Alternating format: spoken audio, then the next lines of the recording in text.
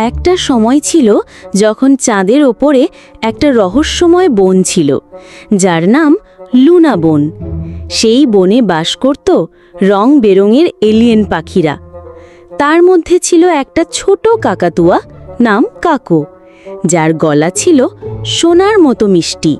সে ছিল খুবই গায়ক, কিন্তু তার গলার গান ছিল এত মায়াবী যে শোনা মাত্রই মানুষ ঘুমিয়ে যেত। একদিন পৃথিবীর বিজ্ঞানীরা একটা বিশেষ যন্ত্র পাঠায় চাঁদে, যার নাম সাউন্ড হান্টার। এই যন্ত্রটি চাঁদের শব্দ সংগ্রহ করে পৃথিবীতে পাঠায়। কাকুর গান সেই যন্ত্রে ধরা পড়ে যায়।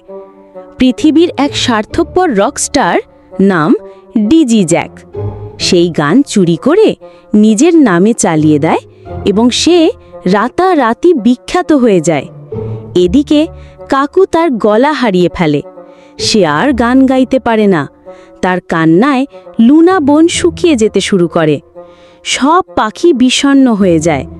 তখন তিনজন বন্ধু, একটা ঘুম না আসা বাচ্চা, একটা কৃত্রিম বুদ্ধিমত্তার রোবো আর এক ঘুম কাতরে বিড়াল, চাঁদে রওনা দেয় কাকুর কণ্ঠস্বর উদ্ধার করতে। তারা পৃথিবীতে ফিরে এসে ডিজি জ্যাকের কীর্তি ফাঁস করে এবং কাকুর কণ্ঠ তাকে ফিরিয়ে দেয়।